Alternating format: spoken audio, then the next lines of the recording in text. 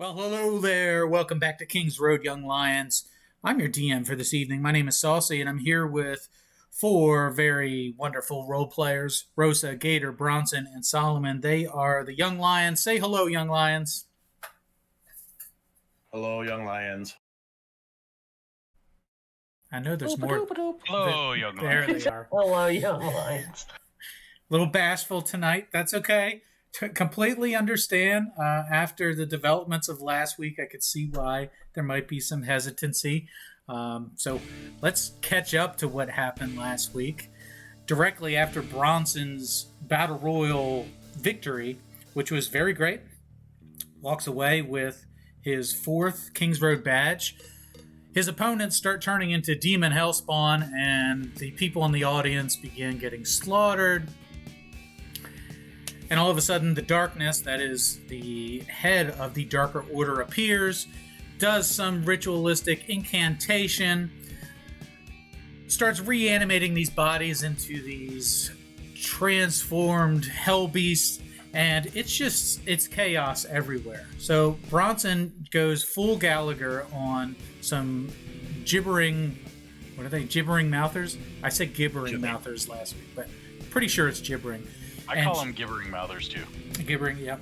So it was a lot of gibberish, and then there's like gib, like from Doom. So it's kind of like GIF and GIF. Just do what we like. Yeah, little column A, say column whatever B. annoys the most people. Well, either way, Bronson smashed the hell out of 2 of them, maybe even 3 of them. One of them imploded. One of them it melted into a puddle, and the third one exploded into a bit of a napalm acid bomb. Yeah. It was gross. All the while, the rest of the party here is fending off some of these Starspawn Grews, which are attacking the party, and just in general, just slowly driving the party mad. Everybody else in the arena has either been slaughtered or has ran away, but the darkness has their eyes set on the party. The party has their eyes set on the darkness. So, led by Solomon, believe it or not, up the stage to face the darkness, they do assault him, and at a certain point, he drops to his knees and accepts his fate. Bronson drives a great sword directly into his chest, just as he's finishing his incantation, and he starts sprouting arms and growing into this monstrous form 20 feet above the stage itself. It is horrific and maddening at the same time, and that's where we're going to start this week's episode. So, we're going to start by having everybody roll initiative again.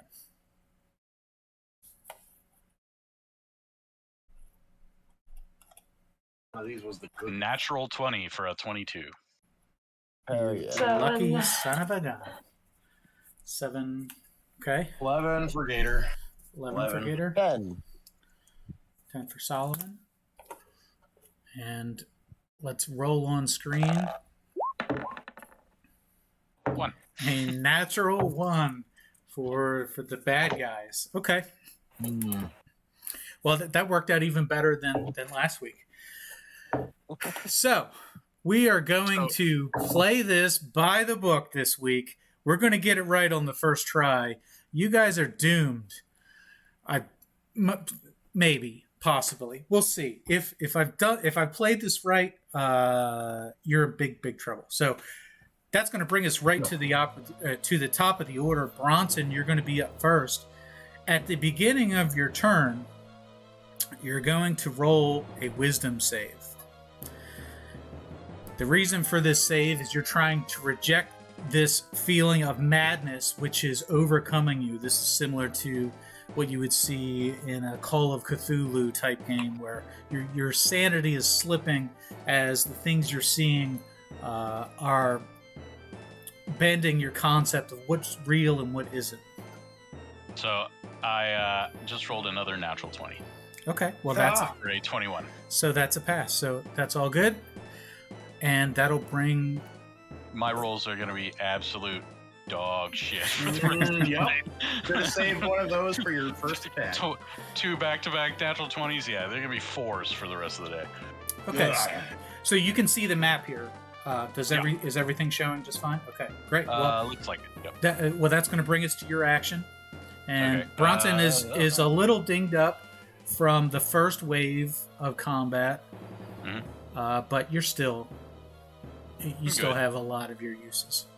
Yeah, I got 8 temporary hit points, and I got most of my regular hit points, so I'm good there. Yeah, so I think you still have 1 rage left, although you never really stopped raging, and you blew your second wind already. Yep. Oh yeah, I have 1 last special trick, and that's it. Other than that, it's just hits. Gator believes Bronson has probably blown a whole lot more than a second wind in this encounter. Yep. So, all right. I'm gonna It was go a fart after. joke. Yeah. It went over like a fart. Lead balloon. Okay, so just to... Well, oh, he's gone. Darkness is gone. Hey, you can't sneak away. Attack of opportunity. Darkness. So this creature, just to remind you, is 20 feet tall. It has 6 arms and a pair of legs, no eyes. So if it's able to see, it's using a manner of seeing other than pure vision. Yeah, blind sense or true sight. Yeah. An extra sight. Yep. It has this gaping maw of sharp teeth. It is unlike anything that you know of at first glance, and we'll leave it there. So the action is yours. All right. I want to kill the Gru to the left of me first. Okay. So, let's see. Just to get a couple of things off of the battlefield. Bronson. Oh, okay. All right. Never mind. You know, Bronson, there is just one last thing that I Oh, forgot to mention. While these Grus are within 20 feet of you, it gives you disadvantage on saving throws. Okay. So the sanity check that we did, I'm There you going to go, it's a need you to 6. roll that one more It's time. a 6 now. Okay. So you're going to experience some short-term madness, Okay. and I'm going to need you to roll a D100. Uh-oh. Oh boy. Okay. D100. 75. 75. Roll high. So I will read this exactly as written. The character does whatever anyone tells him or her to do that isn't obviously self-destructive. Solomon. As Get him, Solomon was Bronson. just saying, attack the big guy. I got the little ones. So Why did that does work out perfect? So realistically, in game, does that mean I would hold my initiative until someone gives me an instruction as a free action? No. It just means you're very impressionable. Okay. All right. Then I'm going to try to murder the big thing. Okay. All right. That is a 21 to hit. 21 will hit.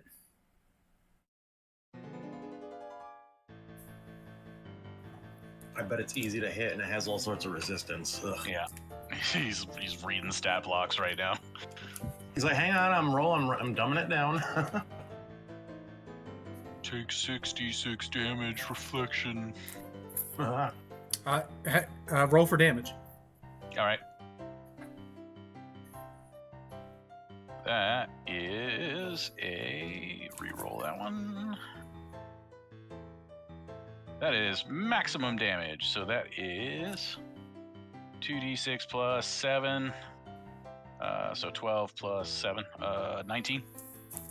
Nice. All right, so that's just straight physical damage. Bludgeoning, slashing. Slashing. Okay, got it. Very nice. So I'm dealing effectively no damage. I need a magic weapon. I can tell you that he's not bloodied at this point. So have a magic as I 2x4. slash him, does it look like I've done anything at all to him? Sure. like wounds aren't immediately healing right back up or anything like that. It looks like I've Would- damaged it. Would you like to use your bonus action to do a perception check? Well, I mean, like, does it bleed when I slash it? I will let you do a perception check with your bonus action, or you can Okay. just keep swinging 22 on a perception check. with disadvantage. All right. Oh no, I'm sorry. That's only on saving throws. 15. Yes. Yeah, your perception save. Yep. So, it physical damage does appear to damage it. Okay. So your attack does bite into it, and it shows signs of being in pain after being attacked. Okay. Good. So I don't have to, like, switch off or anything like that. All right. One more attack coming at it. That is a 20. 20 will hit. Dirty 20. And that is... Reroll a 1.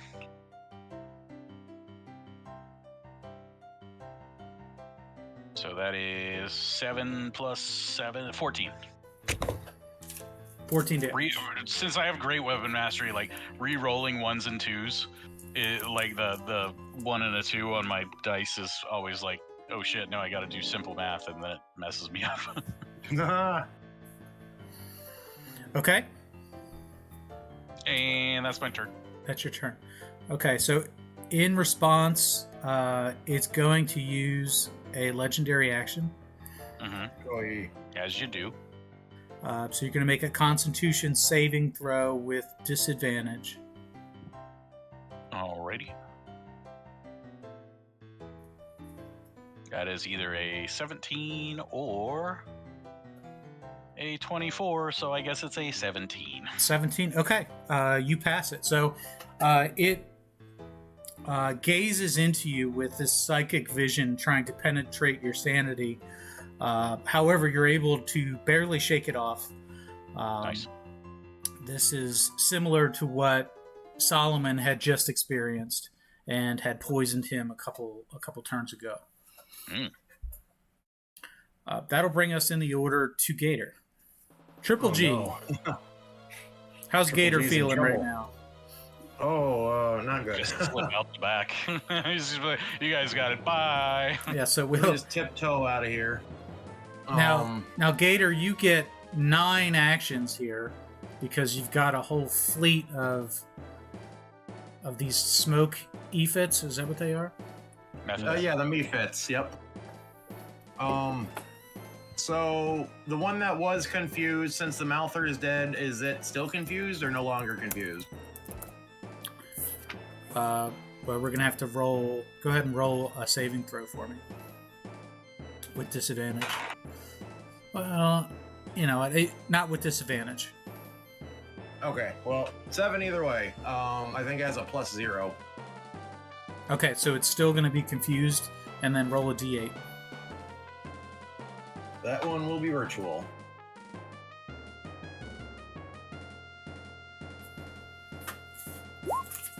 One. That's a 1. I think 1 was good. It does nothing, so it's basically stunned for 1 turn. All right. So I say, you 7 proceed forward and attack the Hulk, not Bronson. And I say, use your claws. That thing looks like it's too tough for your smoke breath. And then I point at the one over my head that's kind of just picking its nose right now. And I'm like, you, Ravi, get over there and attack that thing, but it's not listening to me at all. So the only other thing I can do is I need to pop mage armor, and that's 1 action. Mm-hmm. So I'm maged armored up right now, and then I still see something that looks like it could potentially be a shuffling towards me. So I'm gonna keep my eyes open for it, and I have a reaction shield spell that will at least buff my armor class for 1 attack if need be. That's very astute. As you look behind you towards where the ring is, you see that a fleet of these grooves are approaching you slowly from either side of the ring. In fact, one of them is up on the ring apron itself. Yeah, I'm out of like actions. Like I don't have a real bonus action that I can produce. You could mage armor retreat I and get up with us. And It is a remember, bonus action. you still have these mephits, which you have to move them and roll for their actions. Yes. Okay. So. Yeah, I probably should get closer to the group. So I will, as a bonus action. Now this is two spell slots, first level I'm using. And I'm still concentrating on the mephit, so. So I can't cast any concentration spells, but. Oh no, this is a concentration spell. I can't cast it. Is mage armor a concentration spell? No, unfortunate. Wait. No, that's still expeditious retreat. I don't like you roll 20. Stop doing this. I just looked. I'm pretty sure it isn't. It's no, not. duration 8 hours. Otherwise, it wouldn't be that great a spell. Yeah, that's true. That's a good point. So if it comes up, my AC is currently 15. Perfect. Which is a lot better than the 12 that it was. And yeah, so that's all I can do for action. 1, 2, 3, 4, 5. So I don't. Oh gosh, they're like so. Gosh, no. Well, I'm gonna have to brave it, I guess. I'm sorry to like hold everybody up here, but I'm a squishy wizard. No, this is good. This is tense. This is good stuff. Well, I've sent the mephits ahead, so let me. Well, they haven't moved yet. They moved before the star spawn took shape. Is Spirit Guardian still active, Rosa? Yes. Right? Oh yeah. Mm-hmm. And that's focused on you? It's around my person, yeah. They can fly overhead. There was I believe it was a 40-foot ceiling. Oh, it just says a distance of 15 feet. I don't know if that includes that access. I was asking more for all of the things around us. Yeah. So that'll happen when they activate, where they go to Splendor. Anyway. I was just looking. They have a fly speed of 30 feet. 3, 4, 5, 6. So they're not gonna. Even if they double move, they're not going to be able to get there and attack, so they're going to be hovering still 20 feet overhead, just flapping, and they're still guiding their, the dancing lights move forward and it's just like a flashing dome overhead. And then this dummy who's all confused can't do anything but mine for gold. Oh my gosh, oh no, he's gonna get me! Okay, so I'm gonna make a mad dash. 1, 2, over this corpse. Are the chairs difficult terrain? If you move vertically, they are. If you move horizontally, they are not. Oh, so like rows. I see. Yeah. So let me work this out tactically here. Even if it dashes, I guess it could still reach me. I don't know if it'd be able to do anything. It would be in its aura. So I've already used 10. Where did he go? Yeah, I would be less worried about the That's one from here. and be way Oh, more there he is. worried about the 10 or so that are behind you. Yeah. Oh yeah. Well, 1 can rip me apart as good as 10. So No, actually, they can't swing worth a damn. I have less AC than you do right now, and they whiffed on me like 9 times. okay.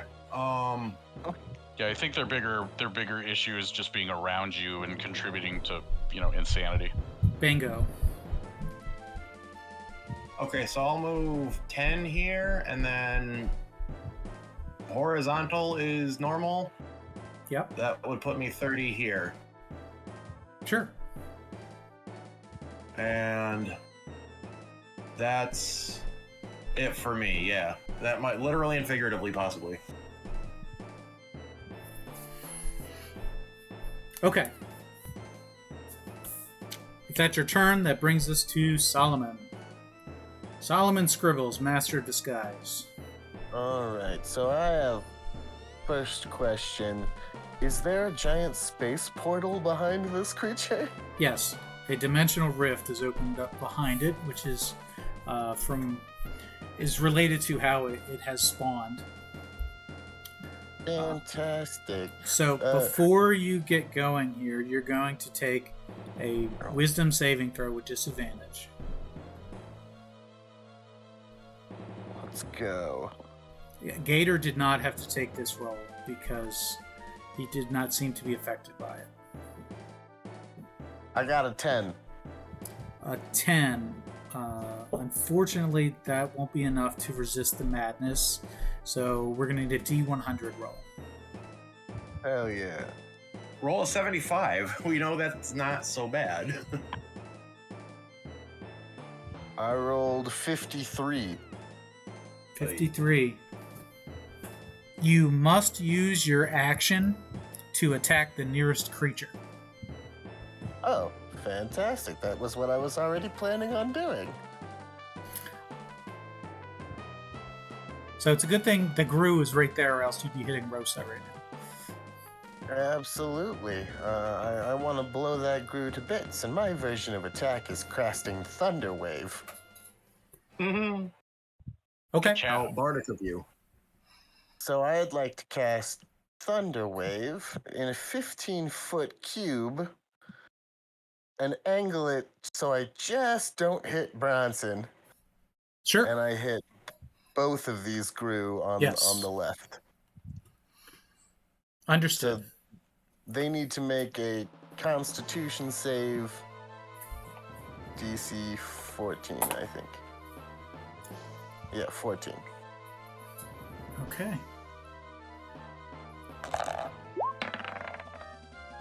There That you is go. a 15 There's a 15-foot cube right there. and a 5. So the one, we'll say the one farthest from you rolled a 15, and the 5 is the one closest to you. He would clip the big guy too. That's a 15-foot cube? Yep.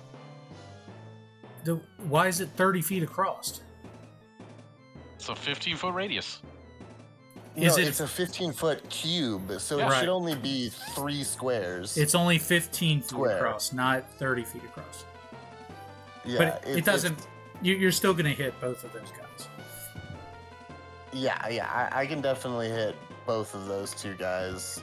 No big deal. Without affecting Bronson. So it's all good. I got affecting you. Bronson. Yeah. The guy who fails is going to take full damage and get pushed 10 feet away from me. Ooh, and I rolled good. The other guy doesn't get pushed, but takes half damage. That is going to be 13 damage total. Oh, okay. Sorry, roll 20 was being goofy. Now I see. Yeah, 15-foot. there's a 15-foot cube. Right. Okay, so the one closest to you took 13, and the other 13, one, yeah, the other one took 6. 6. Okay, perfect. Also, the corpse is pushed away 10 feet. And I just yell at Bronson, "Push, Bronson! Push that thing back through the weird space hole!" All I heard was push in its space hole. And then I say, "Rosa, Can't do clear it." these guys to the right. I got the left." Do it. Bonus action?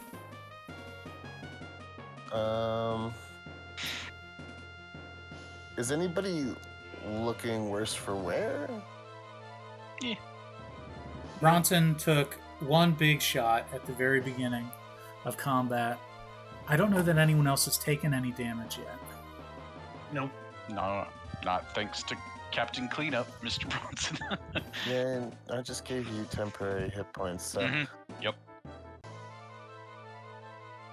Bronson! You push that thing back through that space hole, or so help me! And I'll give you a D8 Bardic Inspiration as a bonus action. Hell yeah.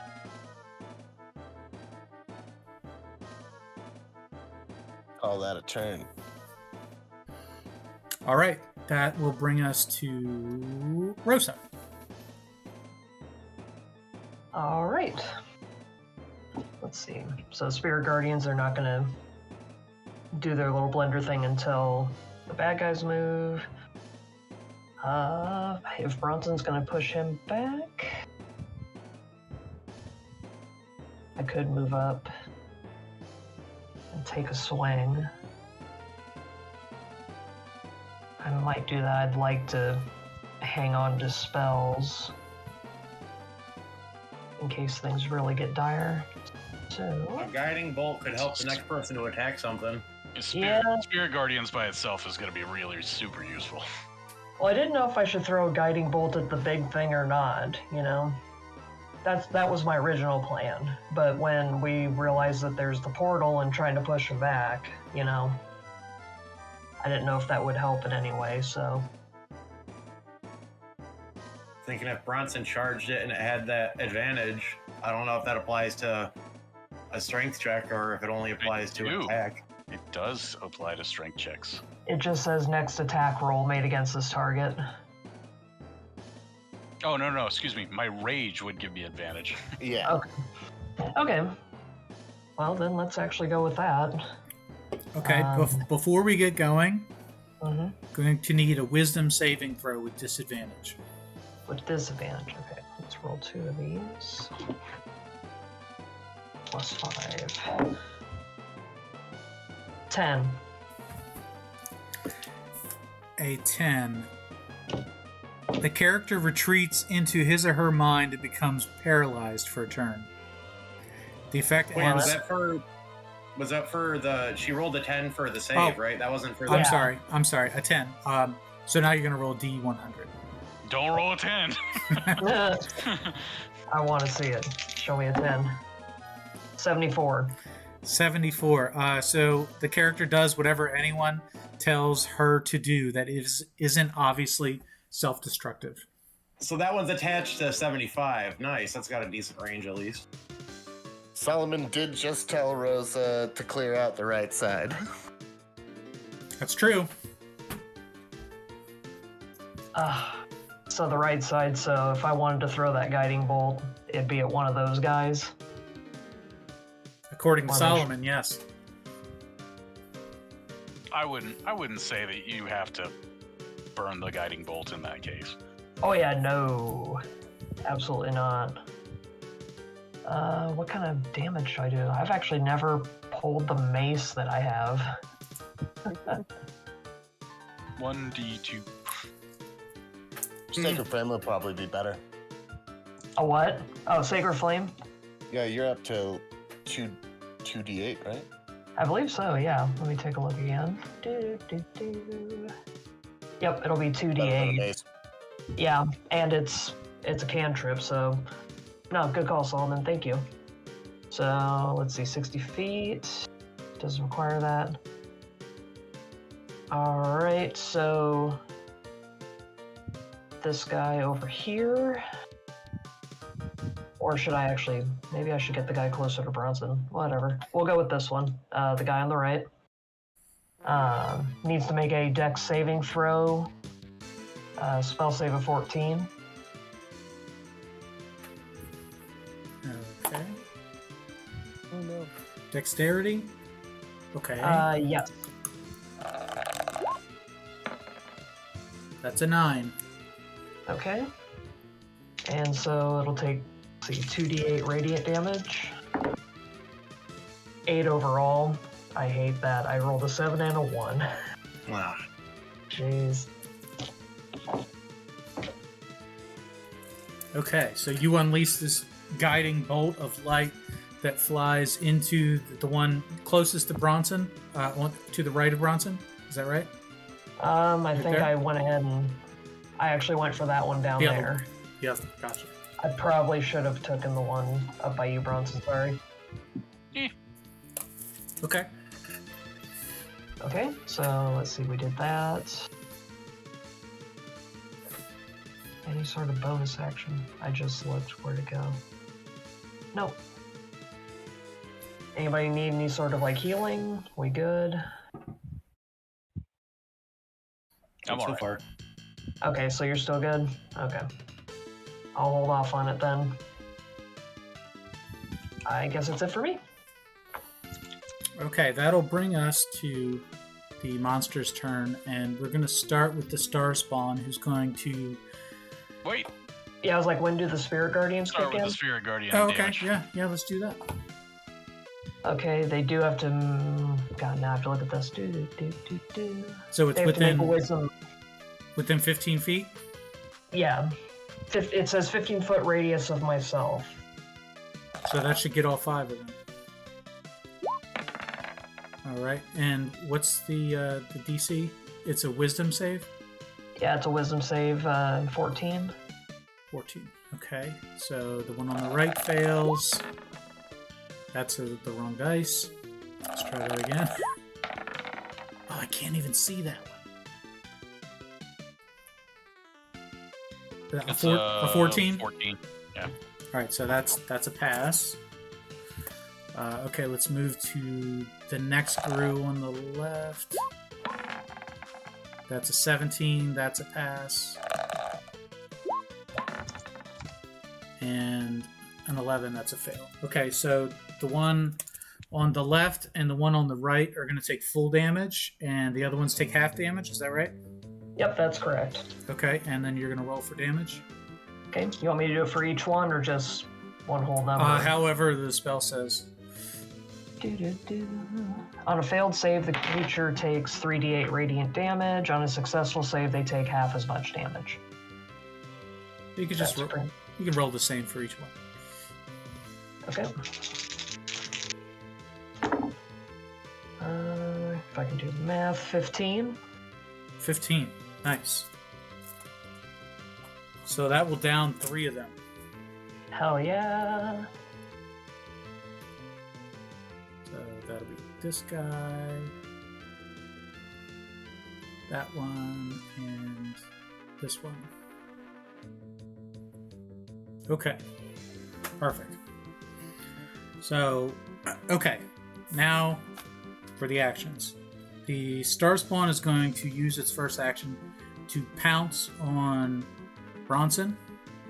No.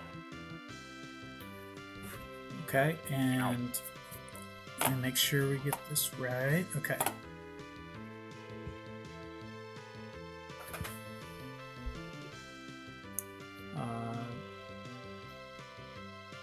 So you're going to take a DC 16. You're going to take a dexterity saving throw with disadvantage. All right.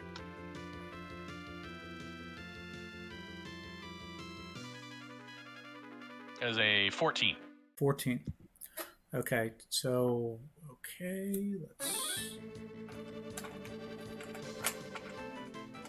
So you're going to be knocked prone, and you're going to take some damage. This is going to be bludgeoning damage.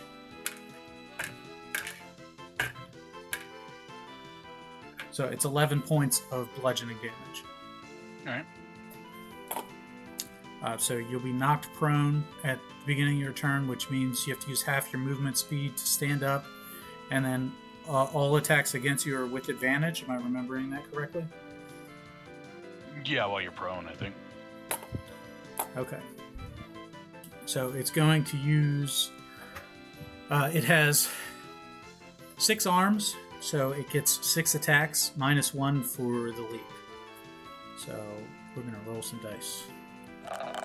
So, Bronson, the first attack's going to be on you. Yeah, that's it. You're shooting for 14. Yep, so that's a 19. No, wait, I'm sorry.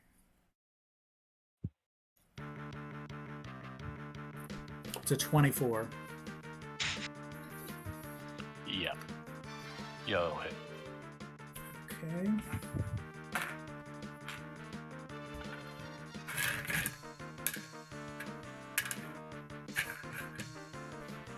So it's going to be 15 points of slashing damage. All right. All right, then it's going to make a second attack. Oh yeah, he entered into the Oh into yeah, Rosa's that's Spirit true. Guardian. So the let's roll that saving throw. It's a wisdom saving throw. Yeah.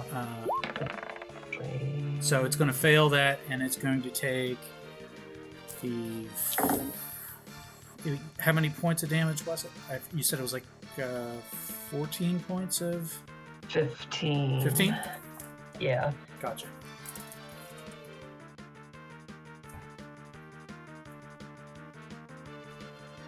Okay, perfect. I got it. Alright, so he fails that. So, Bronson, the attack against you, that's a 23. Yep. Okay, and the damage is going to be 20 points of slashing damage. Alright. Okay. It has 3 more actions. Alright, so Yeah, that's that'll a hit. 21.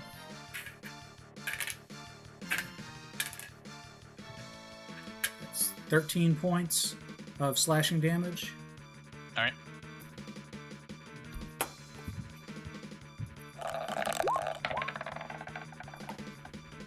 That is a 6 plus 6 plus 8. That's a 14. 14 just hits. 14 hits.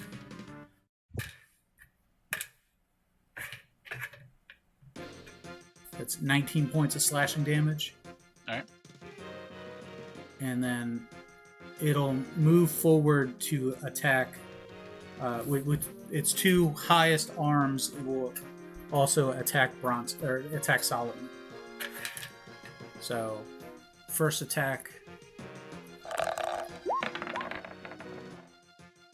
Now he rolls the 2. So that's an 8. No, that's a 10. It's a 10. And misses. 10 misses. Okay, and the second attack there. That's a 9. That's That rolls also misses. rolls a nat 1. Bronson, I don't know what's wrong with you. This guy's easy to dodge. He's just slipping through his fingers. It's too short. You're laying on the ground right now, Bronson. Don't take it personal. Okay, the other Gru is going to run up and attack Rosa. So we will roll for that. And these guys are not great at attacking. That's a 21.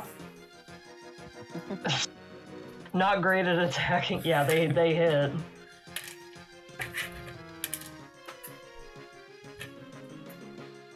So that'll be 8 points of piercing damage. Okay. And I think I have to make some sort of throw to maintain concentration on the spirit guardians. Before you do that, Mhm. give me a wisdom saving throw with disadvantage. Second one here. 5. 14. That was with disadvantage? Hold on, 9. I'm sorry. Yeah. 14 is correct. Yeah, Okay. disadvantage because I rolled a 17 on the other die. I had a 9 and a 17. Okay, you're all good. So it does manage to bite you with an attack. It doesn't seem to know how to use its arms effectively. It's kind of like a zombie. Like they're kind of like fast zombies who don't know what to do with their arms. Just flailing them around. Yeah, they're just sharp like on the ends, but they don't really have any dexterity. just like dead weight, flapping around as they're running. It's like kids when they pull in their arms from their jackets and just like flail around. Yeah, it's like their arms fell asleep and they decided to go for a jog, but they're a little bitey at the same time. Okay, so that's all fine up there. That'll bring us down to the bottom of our screen here, where things are going to start getting a little dicey for Gator. Let's see, they can move 30 feet. If only we had a wizard who knew fireball. So they're going to make a beeline right for you. Run, Gator, run! They can smell fear. I also might have pooped my pants a little bit. They can probably smell that too. It's just this axe body spray. That's Actually, in D&D, it would probably be great axe body spray. I like that one.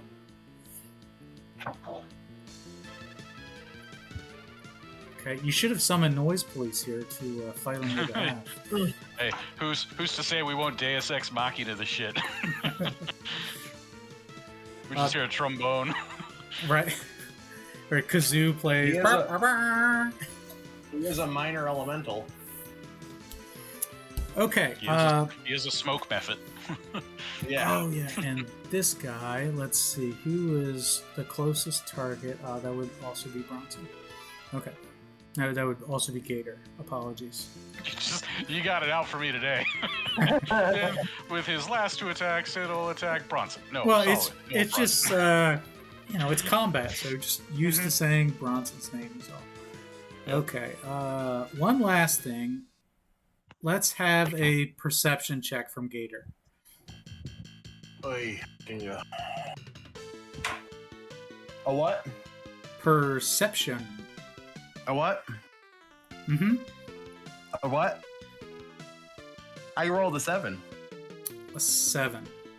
So I didn't Okay. perceive any of what you just said.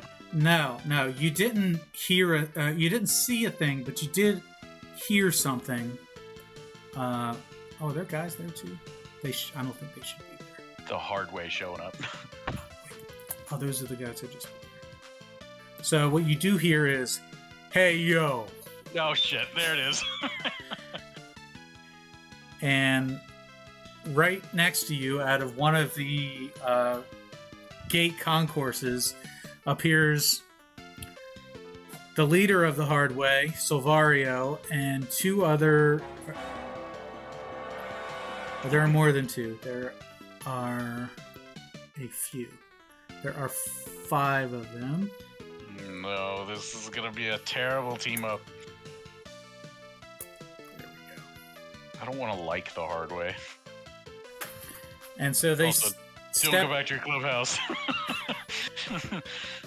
So they step in between you and the approaching Grooves from the south side of the ring. Whoa. So these are the ones you saw in the audience. Silvario, Miss Bethany, and Apex, who was in the match and was thrown out immediately. And pooped his pants. He still stinks. He's just always pooping his pants. It's ever That's since. actually what the Grooves were going after. They smelled poop, and they were going after the poop, but it wasn't Gator, it was Apex. And as they methane, thought it was sulfur. Can't blame them. As they enter the fray here, they kind of reshuffle to put Apex on the front line with these 2 other Hardway members. By Apex. And they just start trading blows with these 2 Grooves, and in fact, they're able to down this one. Ah. And they're also able to down that one. And then that'll bring us back up to the top of the order with Bronson. And Bronson, you are currently under the effects of madness. So you're going to roll a saving throw, a wisdom saving throw with disadvantage to try to shake off the effects. All right. So 8 or 17. So the 8 will not be enough. So you're going to roll a D100 again. Mm-hmm. 74 or 75. 58. 58. Oh. You must use your action to attack the nearest creature. Well, that seems to be in line with what I was going to do anyway, and I don't even know if I want to get up. I guess I could, because, I mean, what's... yeah, it's fine. I'll use... Because I'm not moving anyway, so I'll use my half my move speed to get up. And then start swinging on this thing. Yeah. Let's do it. That is a 14 to hit.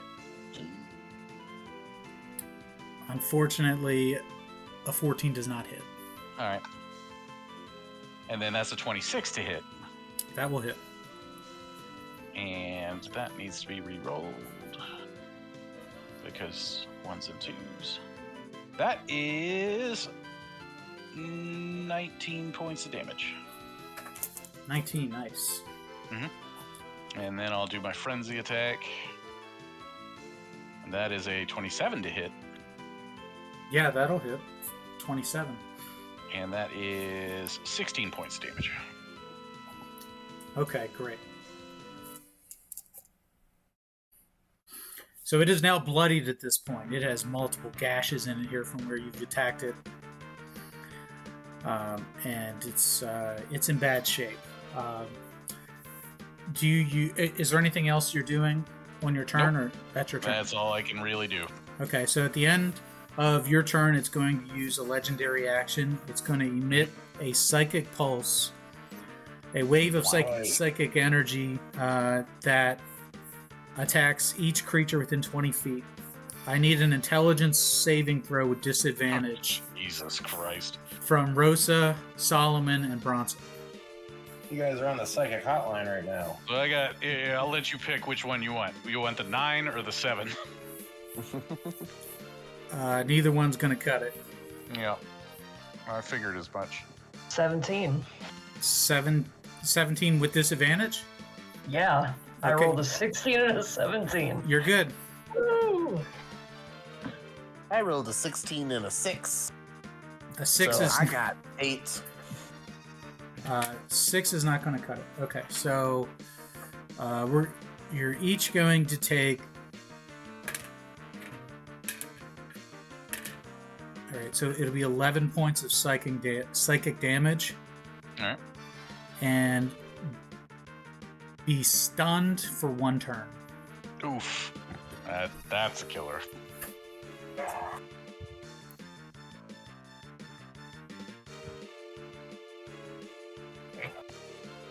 Solomon looks a little messed up after that. No one has ever seen Bronson this bloody before. Except the doctor, right? Bronson is on death's door for the first time in this campaign. Yeesh. I have a wizard's worth of hit points left. I was about to say, are you still in double digits? Nope. No, what? No, I'm confused by your analogy because if you're talking about wizards, I have 51. I have 8 hit points left. What kind of wizard are you? I have 10. That brings us to Gator. Speaking of wizards, I'm a little surprised at this development, not to mention all the shenanigans going on. And I look at Silvario and, was it Miss Bethany? yes. What are y'all doing here? Why didn't you flee from all this? Well, we got a note. A note? So you walked in on a cosmic horror? Well, the note said to be ready, so here we are. Thought you'd be happier to see us by now. Don't confuse my confusion with happiness, or whatever. Well, best I can figure is that big thing's got to go away. Oh no! By the end of this, we're gonna have to have the whole conversation with Silvario, where it's like, "You're cool. Don't go to school tomorrow." Like, like, don't go back to the clubhouse. Oof. So, my best plan is rain fire down on that thing. So, what if we leave Apex and these 2 drones here, and then we race up and set everything on fire that we can, and try to back this thing back into that portal? I'm pretty much under it, and I'm about to die. Don't But I do don't that. know that. Please don't do that.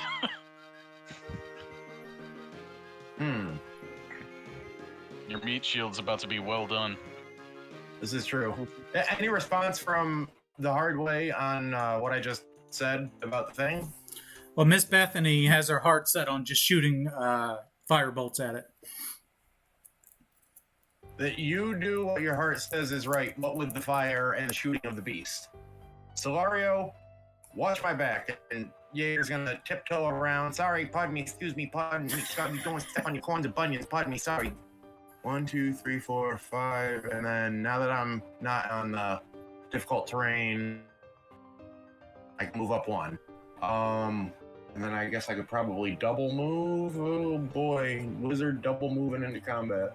While I'm moving Gator, can Confused Boy have a roll? Can I roll for him? Absolutely. Okay. Just snatch him out of the air and take him with you. No, he's 20 feet up. I couldn't if I really even wanted to. Just swat at him. Yeah, that's why I was just like screaming and pointing at him before. What's that? An 11 plus. Yeah, it's zeros along the board. So total 11. A total of 11. So the Mephit did not be confused. It is no wait. Yeah, it's no longer confused. All right. As I'm running out, I give one last shout to the Mephit and I say, "Move your ass and attack that thing with your fellows." And so Gator has moved his full speed. I still have an action. I can reach that thing with a fireball. I could have reached it from where I was, but I mean, I'm actually going to try to be a hero here. So this Mephit will fly and 30 feet, and then oh man, I like roll 20, but I don't like roll 20. You know what I mean? He's gonna double move anyway, but he's not gonna be able to quite make it, unfortunately. But these other ones are gonna surround this 20-foot cosmic horror, and they're gonna start scratching. Sure. I love it. Oh, well, let's see. I guess I could probably just put him right on top. There's so much face on a 20-foot creature. It can be right above it. Yeah, really. They could all just be hovering over it. And then this one is double move. And then he's only right there, so he can't quite reach, but I got 7 attacks coming. And they're all at +4. Okay, I got 2 15s, a 19, and a 21 for 4 attacks. 2 15s, a 19, and a 21? Mm-hmm. Those are all hits. Okay, then I'll roll 3 more. And what type of damage is this? This is going to be slashing damage. Okay. From the Mephits. And then, okay, I'm thinking one of them missed. I got a 17, a 17, and a 6. The 17s are hits. Okay, so 1d4 plus 2 times 6. So, I would have had a d4 handy instead. I don't want to try to do any times factors in here because that's going to mess everything up. I'll just do it 6 times. So, max damage 6. 3, 6, 3. Okay, I'm living with this. 5 and 4. Well, that's better than average on all of those. So 9, 18, 27 points of slashing damage total. So these Mephits are just irritating the hell out of this thing, attacking it like a swarm of smoky bees. And they're laughing maniacally and just high pitched and irritating. Yeah, I mean they are very effective in their attacks, to the point where the Starspawn is very distracted, no longer is focusing on Bronson or the rest of the party, the smaller members of the party, which are also near it. It is now, its attention is fully on these Mephits. And I do have one more action as Gator. I don't know. Bronson's too far away right now. So he can't move. Oh, I could expeditious retreat, but I already used my bonus action for a dash. No, never mind. So firebolt at the Starspawn. Firebolt. That's all I can do. Okay. Oh, come on. What's this number here? I so rarely use my offensive spells. I know that's a problem. It should change. I don't hear it.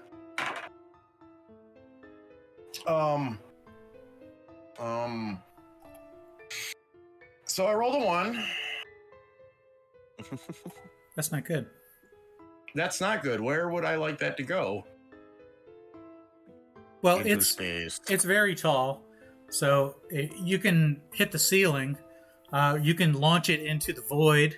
There's a literal dimensional rift behind it. All right, You tell us. Let's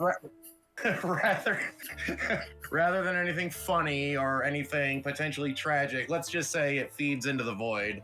It almost seems to like just get pulled out of my finger by it. Is space flammable? Does anybody know?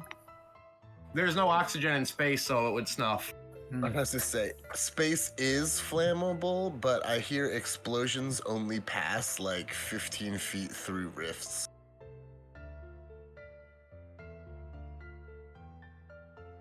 So close enough to burn Bronson is what you're saying. Bronson, unfortunately, we're gonna have to deal with you after the fact. Okay, so the firebolt just right into the void as it continues to swirl this purple energy, and that could have ended a lot worse. Yeah. Not so I still bad. think I did the most damage I've ever done with my mephits, though.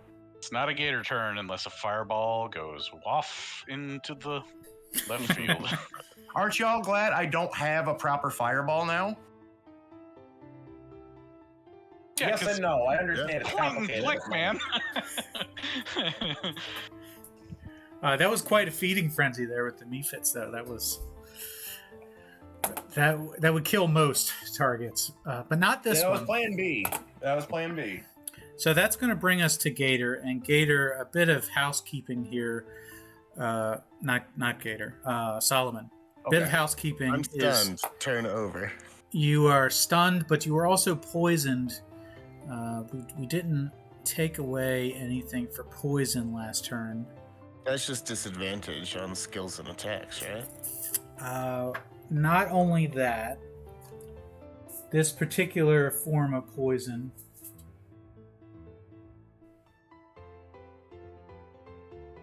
No, I'm sorry. You are correct. There's no actual damage associated with it. There is now. Take 88. While I'm stunned, I throw up a thing little. Yeah, so That's just the end of my turn. so just disadvantage on attack rolls and ability checks, in addition to the disadvantage you have on on all saves. So you can roll a save And the madness. to shed the madness and to shed the poison. Oh, cool. So two separate saves here. The one will be a Constitution save for the poison, and the other will be, I think it's a Wisdom save. Well, my first one, I rolled for the con, got a nat 20, so I do not throw up while I'm stunned. Is that with disadvantage? Oh yeah, disadvantage. I got a 1. Yeah, so total vomit. Total vomit. So now choking on your own vomit until somebody tips you over on your side. 16. Wisdom. A 3 total. A 3. So still crazy, or still affected by madness. Although I don't. Roll 100. You can, but I don't think that you're capable of doing any of these things except for falling unconscious. But everything's a learning opportunity. That's right. That's right. 38. 38. You are now frightened as well. But I'm no longer One thing that poisoned. could happen to you. All right, so correct. No by longer my logic, poisoned. by Gator's logic, fear cures venom. It's all going in my book. Additionally, did I hear you correctly, Gator? You have 51 total hit points? Yeah. How did you pull that off? I have 38. You put all I his have a points bigger in hit die con than instead you. of int. Yeah. I have 16 Constitution. Oh. So dumb. That'll Muscle do it. wizard. So dumb. I'm a wizard, Jerry. Muscle wizard. Gets a lot of cardio. You know, Acknowledge me. eats I'm organic. the squishiest one in the party. Get your butt over here, hit point pool. Yeah, but you're like one of the munchkins on the side of the donut hole box, but that Dunkin' Donuts was ashamed of, so they changed the artwork even though it was cute. Get over here, hit point pool. I've been making my way. I double moved last turn. Right. Shut up. All right, that brings us to Rosa. Rosa, first you're going to roll to shake the effects of madness. Okay. And I might have, it was last turn, I know, but when did the madness occur? Was it from the creature?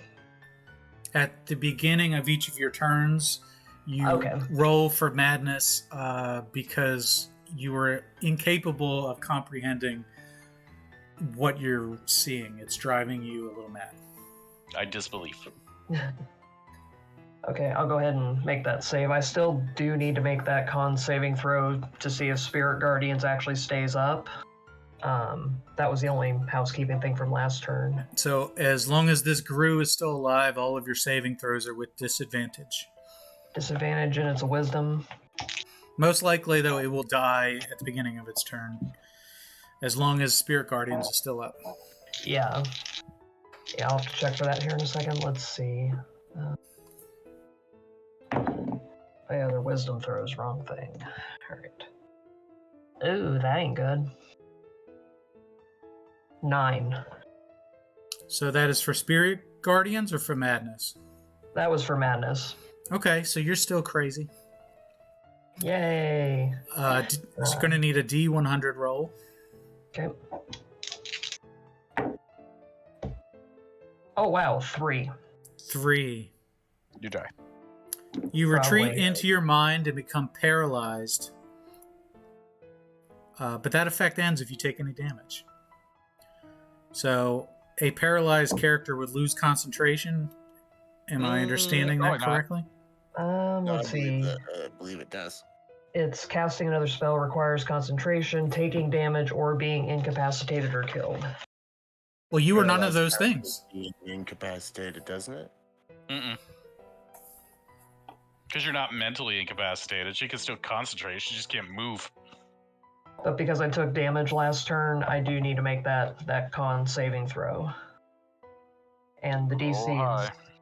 Well, it's either 10 or half the damage that I took, whichever number's higher. If I remember right, it was 8.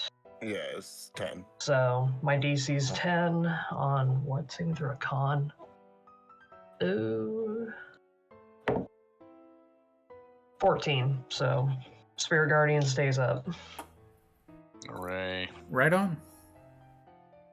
So do I do anything this turn then, or am I completely paralyzed? Well, paralyzed would mean that you ignore your actions and your movements. Okay. You could Yeah, probably you're not quite stunned. you could probably still talk or make a I perception hate check. to be the person there, but a paralyzed creature is incapacitated. See the Okay. condition. Oh, It There you can't go. Move or speak. Okay, so the Spirit creature Guardians does automatically fails strength and dex saves. Attack rolls against the creature have advantage, and any attacks that hit a creature are critical hits if they're within Alright. 5 feet. I didn't hear spells don't work anymore. Incapacitated. Yeah, it's being incapacitated or killed is part of the Oh. concentration. Yeah, so, okay, then it goes down. So they don't get blended. And I can't take any actions, it sounds like. For one turn, yes.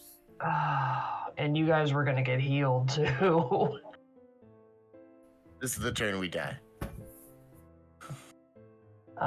So yeah, I can't do anything, so that's my turn. Okay. So Guardians? at the beginning of this turn, so there are no Spirit Guardians at this point? Oh yeah, they're gone. Yeah, they're gone. Spirit Guardians are gone. The hard way will go first, and they will maneuver their way towards the aisle.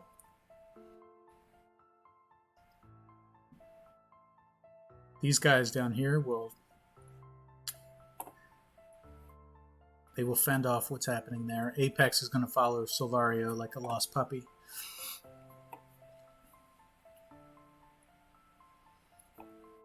And let's see, how far does that spell go? Oh, 120 feet. Okay, great. So Miss Bethany here is going to use a Scorching Ray. And is going to fire at the last Gru, which is attacking everybody.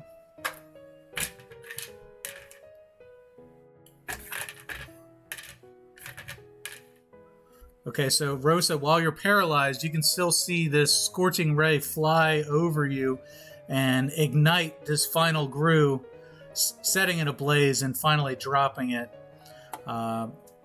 Instantly, you can feel this aura of I don't even know what to call it, but you're starting to regain your free will again. It's like an aura of despair. Yeah, that's a good way to put it. The disadvantage on the saves is going away, right? So the disadvantage on saves is going away due to that attack. And then Silvario is going to use his dash action as well as Apex as they're approaching the stage with you. And let's have... everybody is... Is anybody on their feet at the moment? Gator? Gator is on his feet. Gator, let's have a perception check. I'm on my feet. Nobody knocked me over. Well, I just can't do anything at all. I would assume you're not throwing up standing up. Sure I am. I'm not throwing up, I'm throwing down. No, if he's stunned and then he just vomits, I would imagine it would, knock him backwards, but not mechanically in the game. And don't worry about that perception roll because it's a single digit with a -1. Okay, so you see nothing. I see nothing.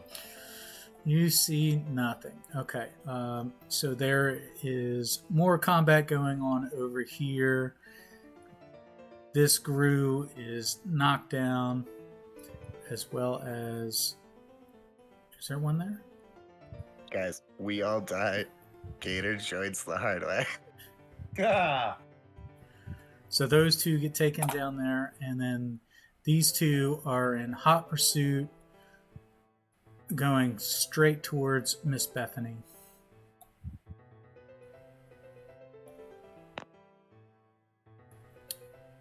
Solomon, let's have a perception check from you. My eyes are still open.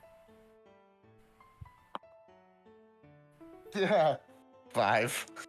5. Okay, yeah, you see nothing also. I'm throwing up all over myself while I stand here going crazy. So that'll bring us to the Starspawn, who's going to be making his attacks towards the Mephits, which are really bothering it with all of its attacks. 12 armor class. It's a 12? Because it would kill Yeah. the rest of us. So it's going to make all 6 attacks towards the Mephits. That's it gets a +8, so that's a 16, 15. That's a lot. Mm-hmm. Okay, that's a 22. They need 4 or better to hit. What is that, a 1? Okay, so that's Yep. a miss. So you got 4 out of 6. 5 out of 6. That's a 14. Okay. Yep. So that's going to be 5 attacks that hit 5 different Mephits, and each one is going to deal. Let's see. The Mephits have... Oh, they have 22 hit points. So, Yeah. in that case, now it would continue... It would attack the same Mephit until it's killed. So, let's roll for damage. I would here. believe that, absolutely. I imagine this thing is... If it doesn't have intelligence as we know it, it has the intelligence eternal, so it would know what to do. So the first one's going to take 20 points of slashing damage. Mm-hmm. Nice. Then Second attack. 18 points of slashing damage. All right. One down. Yeah. So that's... Oh, I'm still trying to figure... Here, that's... There, that's how you do it. Oh, you want that? No, we're getting this one instead. Oh, okay, well, yeah, up to you. You're the one directing the attacks. Up. No, there. The next one's going to be 19 points of slashing damage. Yep. Plus 16 points of slashing damage. That's the second one down. Yep, that'll take the second one down, and there's one more attack left. It's not a good one. 9 points of slashing damage. Wow, they did much better than I thought. Yeah, I thought they were all going That down. whole turn. They have 22 hit points each. So It's I not mean, bad. they are Yeah, it not sounds bad like at that's all. just above what he can do They're- average. they're pretty meaty. Meaty made of smoke. methods. That's a different kind of method. Ah, The meat methods. However, they are going to go Reasonably insane updated. during their next turn. So who knows what's going to happen then. Oh God. Yeah, Brings that us- could be bad. Back to Bronson, who is Yep, Bronson. turn. Bronson, you're actually on your feet at this point. So let's have a madness check for you. Also, I'm stunned, but you have this other condition as well. I don't remember what it is. I was stunned. Stunned. That's what it was. Okay, so you're no longer stunned. he has IED, intermittent explosive disorder, like Randy Orton had. I guess 16? 16. That's right. There's no disadvantage anymore, so that passes. Yay! I'm not crazy. No, I mean, you. I'm not stunned.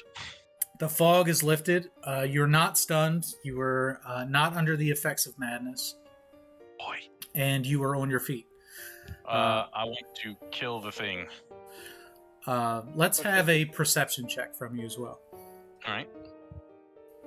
Ooh, that's not bad. Dirty 20. A dirty 20. Okay. So that's going to reveal.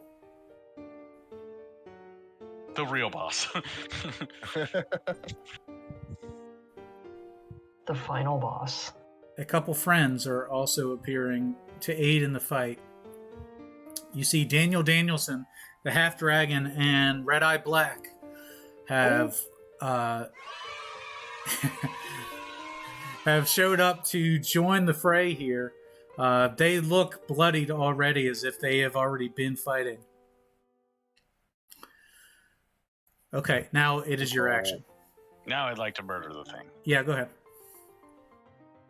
24 to hit. 24 does hit. Yep. And that is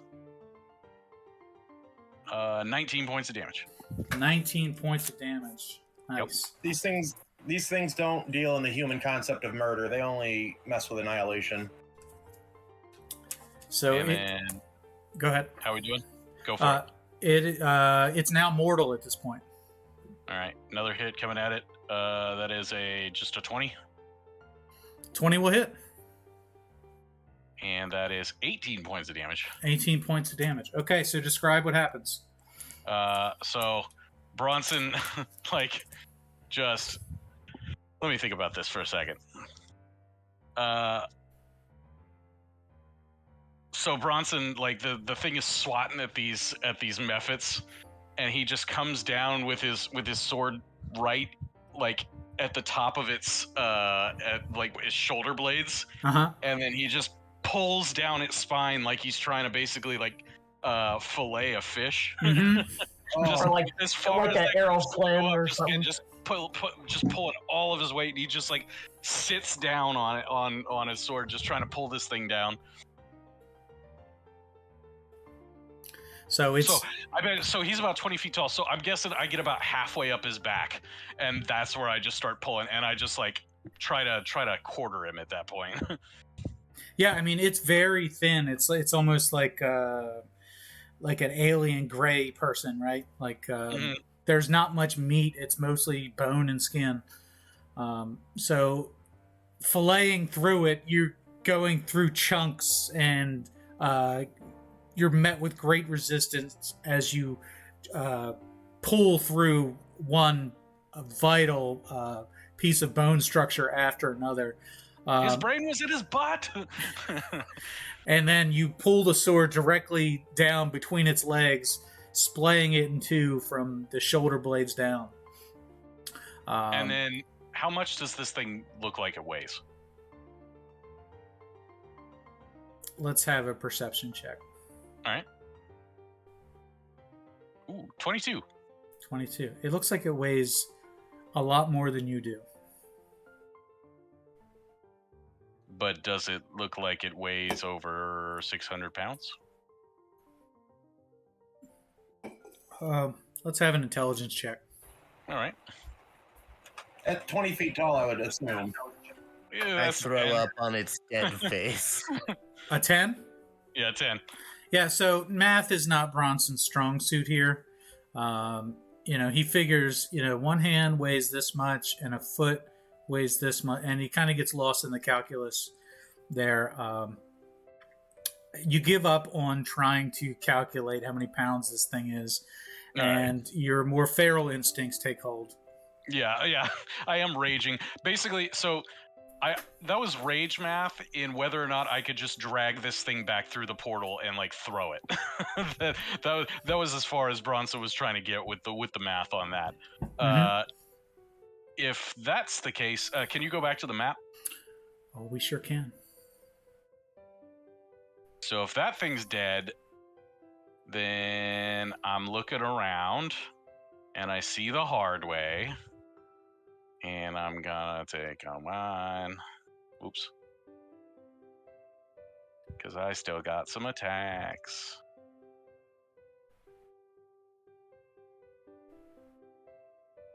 I get to there. And let's see, we still all got all of these monsters to deal with and the hard way. And some friends have shown up. At this point, I can see that the hard way is fighting the Grus, correct? Yes, that's safe to say. Except for Silvario and Apex, which have arrived fashionably late to attacking the big bad boss monster. Correct. Okay. Yeah, I'm gonna end my turn there. Okay, so actually, no. I tell you what. If Silvario gets within melee range, I will ready my action to chop him in half. Okay, so you don't get that opportunity because the instant that this spawn beast drops to the ground and ceases to exist, the dimensional rift begins closing on itself and sucking in everything from the room, including the star spawn starts to slide towards the rift, as does the bodies of the Grus. They start getting sucked in one by one. If that's the case, then before I move, I'm going to pick up Rosa and Solomon and truck them with me. Just one under one arm, one under the other arm, and there we go. If it sucks too hard, my sick ass is going in that hole. All right, so Solomon and Rosa, do you allow Bronson to pick you up, or you want no choice, because one is paralyzed and the other is stunned. You want uppies? They're getting uppies. Yeah, we get up, I think. Yeah, I'm going to have to accept the uppies. Okay. Bronson's an orderly. I don't even like tuck them under my arms. I just grab them by their belts and just like lift them with one hand each, and I just start running with them in my hands. Like a disobedient child. All right, so Bronson, I'm going to need a couple rolls from you here. And Okay. the first is going to be a strength check to resist the gravitational pull of the dimensional rift here. Alrighty. So prior to Still you, raging? That's a 18. okay, so you're able to withstand the dimensional pull that's drawing in. It's sucking in the mephits as well. We're also going to have to roll for the mephits. Okay, so you're able to get to Solomon and Rosa, and let's have a sleight of hand check here. And we'll make it with advantage, but a higher DC. Natural 20. That'll do it. 22. Yeah. That'll do it. So with one smooth Hell yeah. action, you scoop up both of them, and now you're running down the ramp here, like it's a kickoff in And the at Super that point, Bowl. my rage is expired. It's expired? Yeah, it is now. As I'm ending my turn and I'm not attacking anything. Can you tell Rosa to just punch you? Well, isn't this the same turn that you attacked and killed the creature? Oh, you're right. Okay, so I Yeah. would still be Okay. Yeah, Yeah. and you can just hurt yourself to continue that rage. Oh no, I Bite don't. your tongue. Yeah, it's fine. Yeah, I'm fine Yeah. with that. And so the three of you up here. Hooray! Is that good? All right, Yep. so Gator, do you want to roll for the mephits here? Yeah, when you said that, I did roll, and 4 of them rolled very high, 2 of them rolled low. So I'm thinking maybe those 2 closest to the portal got sucked in. Well, yeah, it's going to be your roll -2 Mhm. because their strength is only 6. Yeah, they get -2. So and and I had rolled 17s, like amazingly. oh yeah, then But then- 17 will beat the difficulty there. So you said 2 of them Okay, get cool. sucked in. The 2 that are closest makes the most sense. Yeah, they got single digits. These 4 we're going to say are able to return, and you're far enough away to where it is not pulling at you. Yeah. Oh, good. All right, so that'll bring us to Gator in the initiative order here. So I can only think of one thing, and maybe I'm being silly and overdramatic, but I'm effectively going to hold my action, but I'm going to call out to Miss Bethany and say, we got to destroy that portal, and I think it's going to take us crossing the streams, if you know what I mean. So I'm proposing that I'm going to hold the firebolt until she's right next to me, and then we're gonna like Sailor Moon, like burning mandala that portal, and I don't know if it's gonna do anything, but we got to try something. Give me a persuasion check with advantage. Okay, with advantage. I love it. What's my? Because it's been a minute. Okay. How about a 19? 19. There's something about Gator that the ladies just love, but she is convinced, and either she really likes fire, and you don't have to tell her twice, or she really likes you, and in that case she's all in on Gator. Gator is like Dandelion from The Witcher. Like inexplicably, he's like highly successful with the ladies. I should have been a bard. I missed my calling. So you've instructed her to launch a scorching ray or something of the likes towards the dimensional rift at the same time. So what you guys should do is you should combo it. You should shoot a firebolt, and then she should shoot a scorching ray at your firebolt to detonate it right at the threshold. Oh, so you're gonna do like a slow moving Hadouken, and then she's gonna, launch. She's gonna explode it. Yeah. Oh Well, yeah, my God, this is that sounds wonderful. dope. So describe how it goes. All right. Well, so since Gator's got to have all kinds of flourish to it, he traces a large circle in front of him in the air, leaving behind a brief line of flame, and then he traces 8 smaller circles, and then he raises his hand and he flicks his wrist forward with his finger out, and a gout of flame shoots out very slowly towards the portal, and Bethany knows her cue without even having to be told. As she launches those scorching rays, right as it reaches it, like salvos, it ignites, and just a vortex of fire starts swirling. And I don't know what that does. You're gonna tell me. At that point, the dimensional rift collapses on top of itself, having drawn in all of the bodies that were near it. It implodes and lets off one final sonic boom, if you will. Let's. Hey, Guile's theme goes with everything. And at the termination of that, the other Grus drop to the ground and become lifeless husks once more, effectively ending combat for everybody in the room. Or So as the threat do we is want to ended, handle the hard way for for the final time here? so we are still in initiative. Gator, is that your turn? I suppose I have a bonus action left. I also have 1 can of whoop ass left, and I see the condition Bronson's in, and I crack it and I slam it into his chest for him to take. I have no free hands. I dangle Solomon and Rosa at you, and I just like open my mouth. I'm like, hey, come on, you gotta pour it in. Yeah.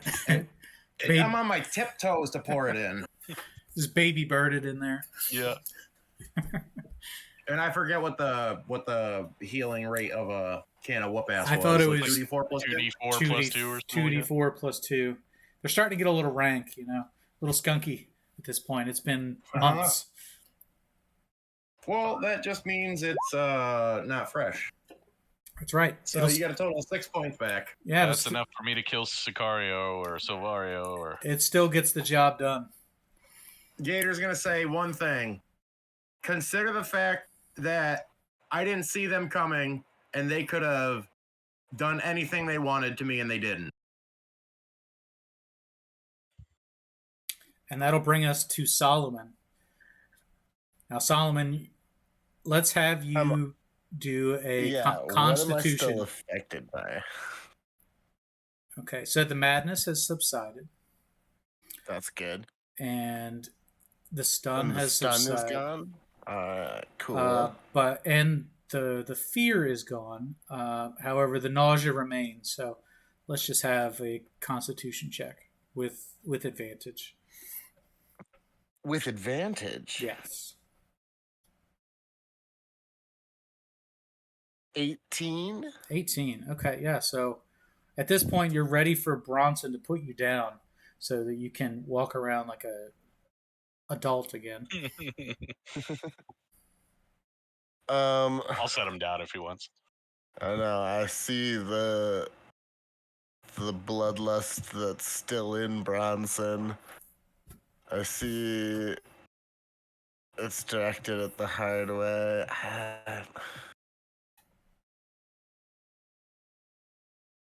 I am so torn about this call. I think we could take him.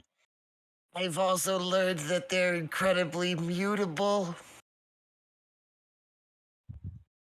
And just to remind you, Rosa is up next in initiative, and then the hard way. Bronson, you are the Lion Lord Celtigar. And Cousin Roman's not here right now. I'll just take a step behind Bronson. And this one's your call, bud. Yeah. And I'm gonna healing word you. Hooray.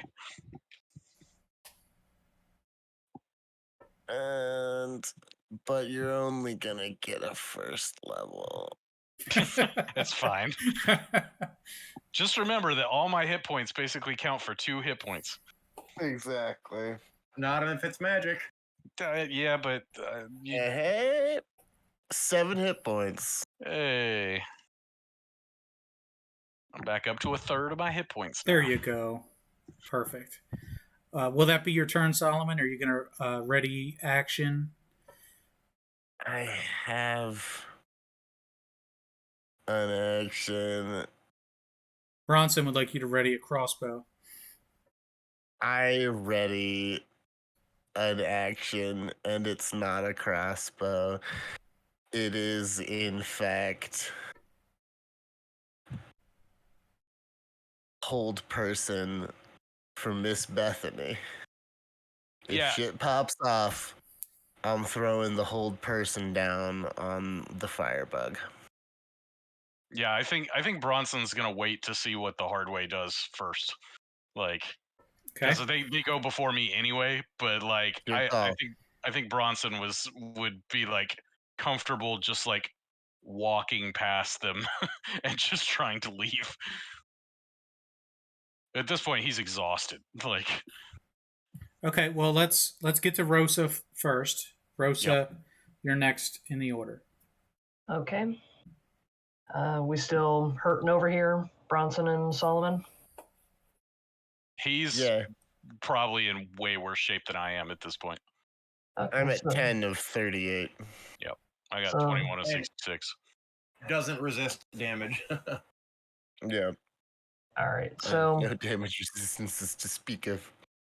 let's go with a prayer healing, and I'll do that at 3rd level. That takes like 10 So- minutes. Oh, yeah, it does, doesn't it? Casting time 10 minutes. Boo. Sorry. Thank you for catching me on that. Boop, boop. What else we got? Mass healing word. That's instantaneous. It's a bonus action.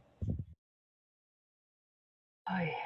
You could, I mean, honestly, like, Oh, wait, don't I have cure wounds around here somewhere? Here it is. yeah, I was gonna Okay, say, here we go. yeah, just regular old cure wounds. That way you're not burning the long range quicken stuff. Looks like, oh, it's just a touch, so one person's gonna get it. Okay. That's fine. So I guess it'll have to be Solomon just to keep him standing. So he's not, like, heaving or throwing up. Yep, I'm gonna do that. I'm feeling better, but I'm wounded quite heavily. Let's see. We're gonna do that. Actually, I also have one more okay, there we go. can of whoop ass. No, I got him. So, 1d8. So I'll go ahead and cast Cure Wounds at 2nd level. That'll give 2d8 plus my spellcasting modifier. So yeah, I'll Damn, pretty good. see 2d8.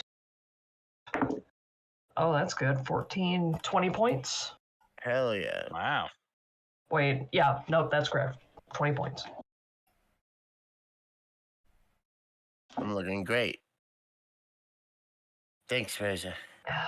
And actually, where did it go? I was going to do a bonus action. Yeah, that is bonus action. I am going to cast Shield of Faith on... How far is the range? 60 feet? There we go. 20, so I can get everybody. I will cast it on Savaria. What are you What are you casting? Shield of Faith. And okay, walk us through what that does. It is a concentration. It's a bonus action, range 60 feet. Shimmering field appears and surrounds a creature of your choice within range, granting it +2 bonus to AC for the duration. I'm sorry, say that again. a little bit slower for my caveman brain. I'm sorry. It's So plus 2 AC. Plus exactly. 2 AC. Just giving him a boon. Okay. Do you try to tell me to like ease up? Like, let's just get out of here? Yeah, Okay. like I don't know, maybe like put. I'm short, so I don't know if I can reach an arm. Just kind of like put a hand on an arm, be like, just shake my head back and forth. No. I'm still holding you. And Oh, you are? like tugging at my arm. Stop it. Yeah. First, put me down. Second of all, no Or hits. I was like, maybe I should just give you like a little whack. Yeah. You know, like a don't do that. Just No. squirt me with a squirt bottle. Yeah, I was about to say, or a can full of pennies. Oh. I love that comic. The can full of nickels versus the bear. Yeah. Shuka, shuka, shuka. Get out of here, bear. All right, so that's what I've done. That's your turn? Yep.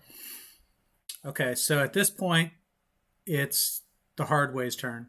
And Silvario takes a step forward to Gator and says to you, survey says one more for the bad guys, eh?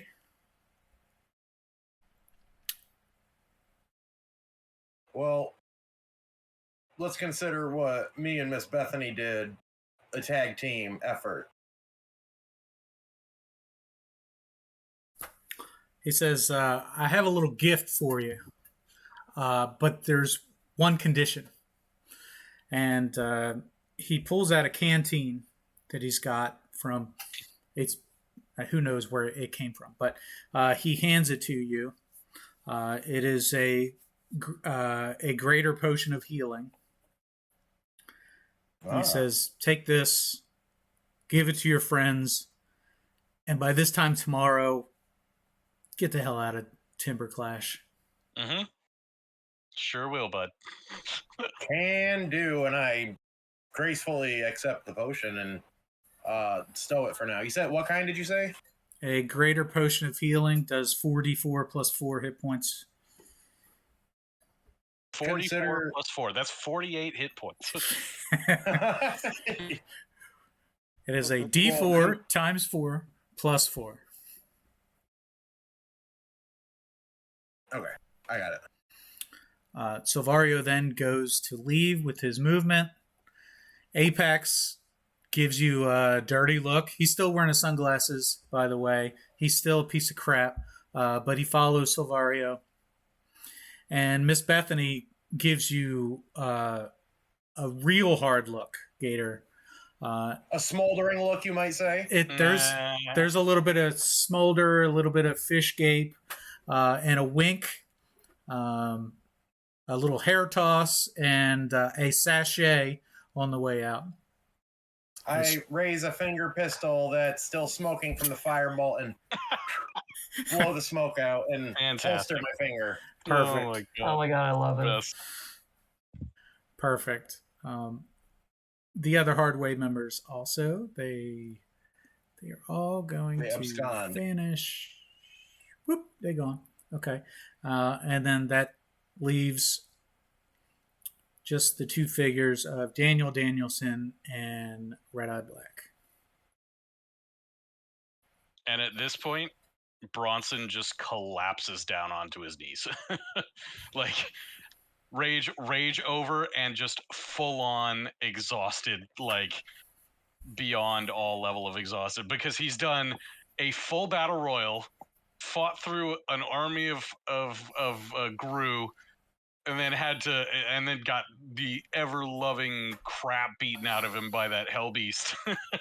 So you're basically Sting. Yeah, he's just blown up. Like it's gonna be hard for him to walk out of here. Well, so Gator's probably the only one who can help him, like physically help him. So he'll slide under his arm and like you try to heft that weight up. Come on, dude, let's get back to the hotel. You're not gonna get any rest here. It's like I just need a minute. Like it's just Bronson is probably more gassed than he's ever been in his entire life. Rosa, do you want to check on these brave competitors here? Yeah, I can go check on them. I guess maybe we should check if anybody is still alive. Anybody alive in here? Let's have a perception check. Isn't there like life sense or something like that? Like there's some, I want to say someone's got a spell that can tell you whether or not something is living. Oh yeah, There's like a somebody in the status world. spell, but I think I got an look, 11 to sense life. Death sense or something like that. I can't remember what it was going. If I find it, I'll let you know. 11 on my perception. And Rosa? Yeah, death sense. That's it. Oh, okay. I need to do a perception check. Sorry, I thought that was just for Solomon. Plus 2. 7. 7. Solomon, you are sure that there are injured people in the crowd that are still clinging to life. Although you can't pinpoint their location, you can hear there are groans, soft groans from people who are in need of help. Rosa, you're kind of awestruck at the sight of Red-Eye Black, who earlier in the night had been sitting with you in the crowd, telling you, "Let's leave now." She had a bad feeling, and her gut. Yeah, first words from her to you are going to be, "I told you so." I wouldn't be surprised. Honestly, I thought she was going to be one of the amongst the dead, so that's what I was bracing for. She's hard to kill, apparently. Okay, so what else do we want to do here? I think help any survivors and then bounce. Yeah. Exactly. Help survivors. I'll spend some of my last spell slots. We're just going to go load up on the boat. Okay, fair enough. So this will be goodbye for Red-Eye Black and Rosa. To summarize the conversation, Red-Eye was afraid that Rosa was dead. Rosa was afraid that Red-Eye was dead. And the thought is not something that Red-Eye is willing to go through again. She hasn't really cared about whether or not anybody lived or died in a long time. So she thinks it's best if you just part ways. If you like something, you let it go, right? And maybe your paths will cross again sometime down the line. Daniel Danielson, of course, the paragon of honor and doing the right thing, volunteers to lead the recovery efforts here in Timber Clash, promises to, on his oath, to get to the bottom of what's happening here and to restore this town to its former glory, whether it costs him the King's Road or not. Both of them tell you, be careful on your way. So then I give him a big hug. So you give him a big injured hug. Yeah.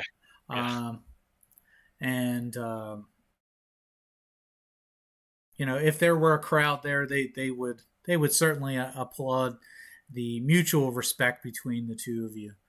Nice. Slap him in the face. Just kidding. Yeah, let's.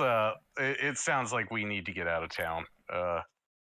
Hardway has left, said in no uncertain terms what the deal is, and we've got our own situation in motion there. We have the real urn, so I'm not too concerned about I'm since we have possession of it, I'm pleased with that. And then we got other stuff to do. So you spend a quick, short few moments trying to help the injured. Most of them are beyond help, but Solomon, you're able to assist at least 2 people just in time for Bronson and Gator to say, "Come on, we it would be nice to stay, but we got to get going." Back at the SS Celtigar. Before we go on board on the docks or whatever, like, is there any reason that it would be important for Cousin Roman to continue what he was doing? I don't know. Who are you asking? I asked the group before we go get on the boat.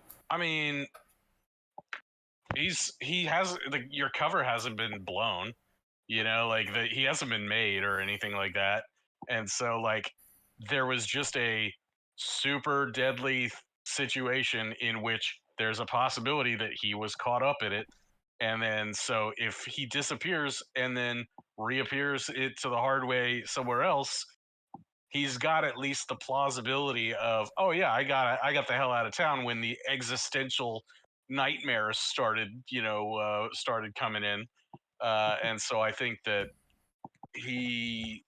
Cousin Roman is still a viable personality. Absolutely, and like, he would be viable if we come across some other people or whatever. I've got an alibi for him pretty set up good because we destroyed that hideout. Either way,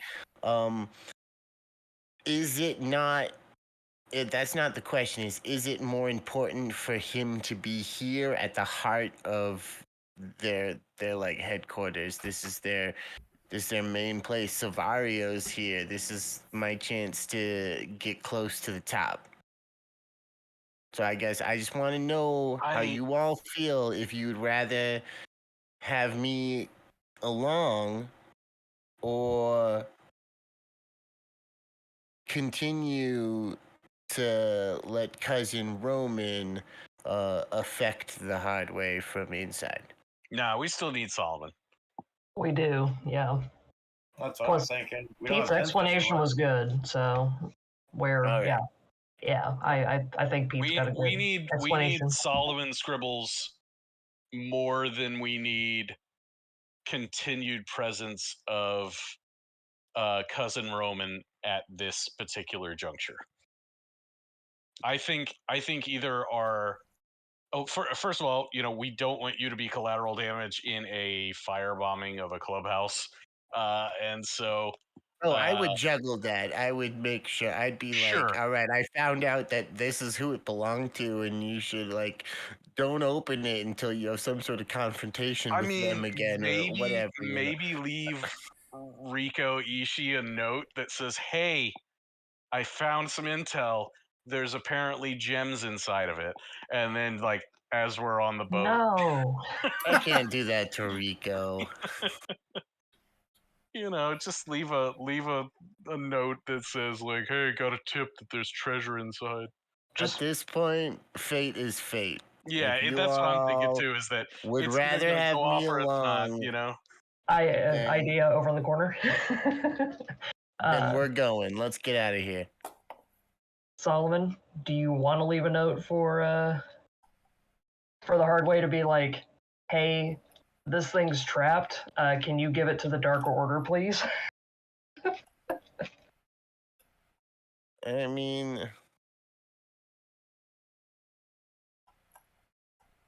in a room filled with mostly people you want to get hit. Yeah, fair enough. I hope that the gems in the room are missed. Yeah, see, to me, it seems like it's a win-win.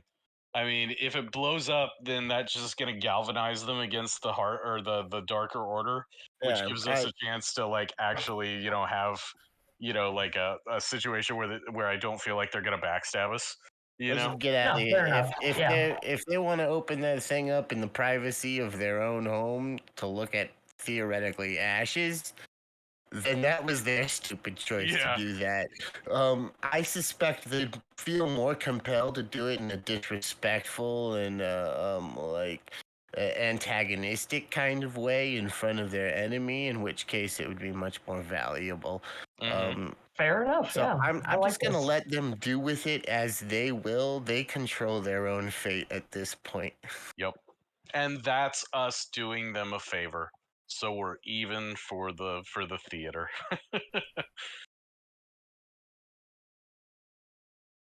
So what have we decided?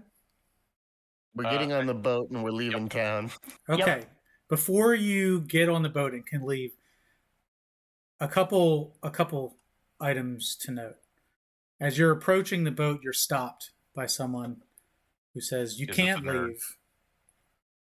Oh, he's going in the drink now.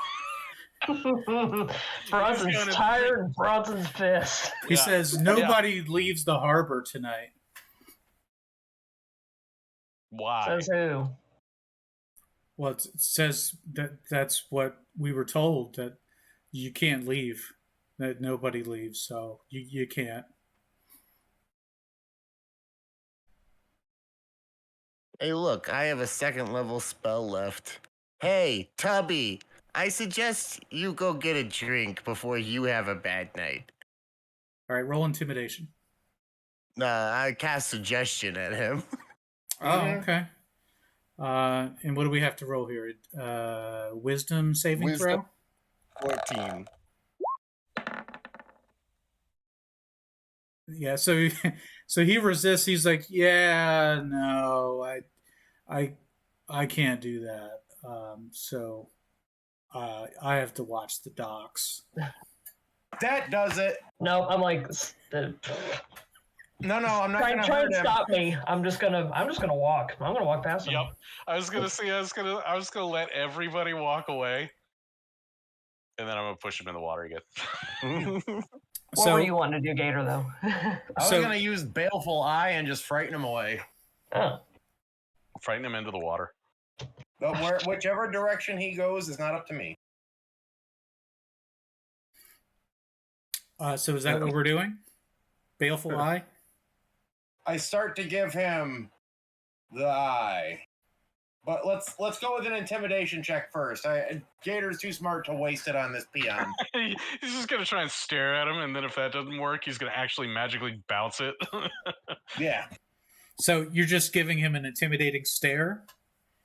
To start, and if that doesn't prove to do anything, then I will drop the If he's Baleful not Eye. intimidated, then he's gonna cast the spell. All right, let's have an intimidation check. All right, I just go for the dead eye first, and it's a 12. And what do you have to roll in order? I think it's like insight. How does Baleful Eye work? Read it to me. So it's basically just cause fear. I can target up to 3 creatures, but I only want 1. Yeah. I awaken a sense of mortality in 1 creature I can see within range, and I'm assuming he's not a construct or undead. Correct. Target must succeed a wisdom saving throw or becomes frightened of you until the spell ends. What's the DC of the wisdom save? It would be my thing. 14. 14. So he rolls a 10. So yeah, he is effectively frightened at this point, and he's sweating more visibly than before as he awkwardly tries to side shuffle around your group without falling into the water again. Yeah, because I'm leading the way now, so he's got to get out of my way. How about you go have that drink you were offered? So I stick my foot out. Yeah, he tries to avoid Gator, and in the process is closest to Rosa. Give him an elbow. Come on. I'm just gonna walk past him. I don't care. Yeah, Rosa's already on the boat. Okay. Yeah. She walked away from this like 2 minutes ago. I'm like, I'm done. All right. So he awkwardly shuffles down the docks, trying to hold his pants up as his keys jingle as he's hurriedly running away. And then you get on the boat. and you're met with yet another person with another problem. It's Oh, our buddy boy. Gus. Everybody loves Gus, right? He's so, look at this guy. That's my handsome boy right there. Gus tells you that it's time to renegotiate the deal between him and the six brothers. They've been away All for right. so long, and it's. I'm afraid the original deal is just not going to cut it. So what they're asking for is 1,000 gold per person plus 1,000 gold for supplies.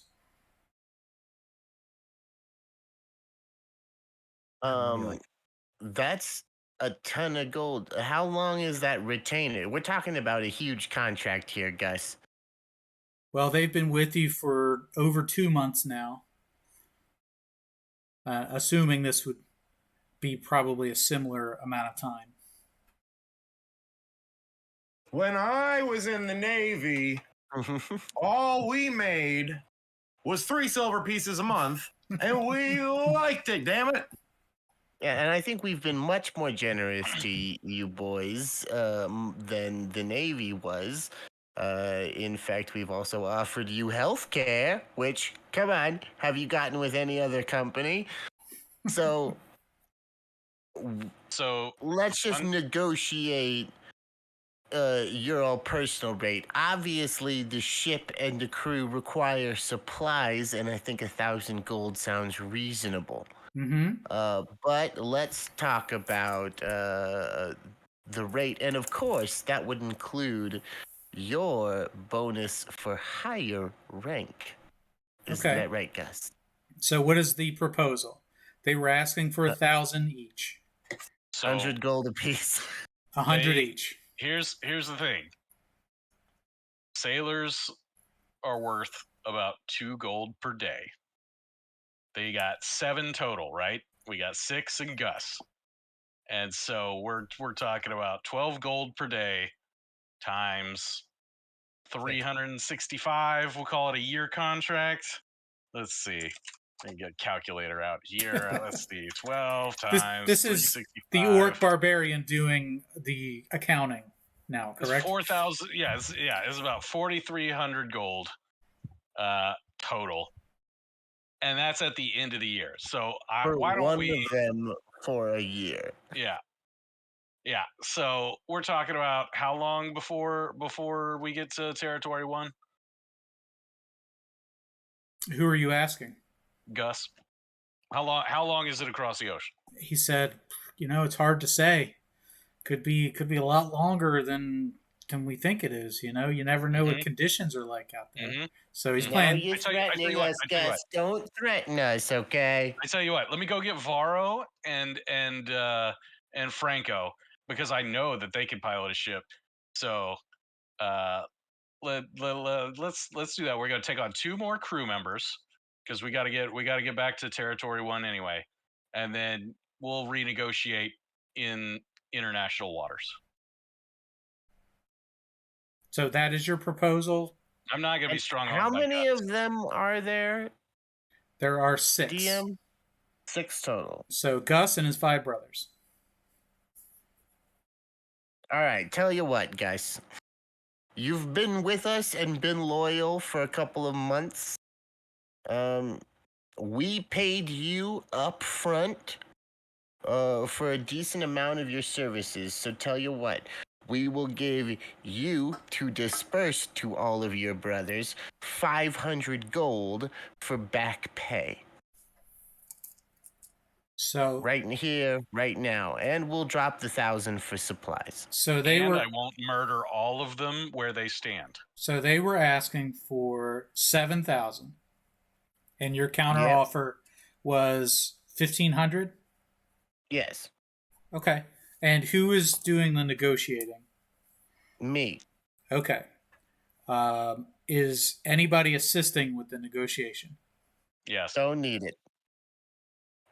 He's got the underwear. I already have advantage. Okay, you already have advantage. Okay. Well, let's have a persuasion roll. Come on. I'm going to roll 2 dice at the same time to see if that makes a difference. Hey, I think it made a difference. So 23. A 23. Okay. So And that's just what's owed, Gus. That's just what's owed. Now we're going to talk about what is you're going to be paid the rate that will be moving forward. We're still renegotiating, all right? okay, now I'm confused. So you said 1,500 to cover supplies plus 500 gold. Back pay, essentially. That's back pay. Okay. And so what's the future pay? What's the retainer you're going to pay? Get us out of here and we'll talk about it. Okay. So he doesn't seem motivated to move. So he counters your counter offer and he says 1,000 for supplies. We agree on that. 500 for the boys. But there should be an additional payment for me. Add 250 on top to cover me, just as, the, what do you call it? The ranking officer of the crew here. So add another 250 on top and we have a deal. All right. You got a deal, guys. Perfect. All right. And remember, guys, you deserve that extra money because you are better than them. And they just, honestly, they're just deck mates. Remember how much they are worth. He 250 for you, my friend. He says, well, they're also my blood brothers. So, 250 for you, my friend. Yes. But he seems content and happy with that negotiation. And that seems to be enough to please the rest of the crew without it satiates whatever dissent there may have been amongst the ranks. So just one last bit of clarity before you go. Are Franco and Big Varo coming with you? Are you going to wait for them? Yeah. Okay. Yeah, we need to take everybody to Territory 1. Okay. So it is a bit of time before they show up, and let's have somebody roll a d20. I'll do it. 5. All right. So it takes about 10 minutes for them to show up.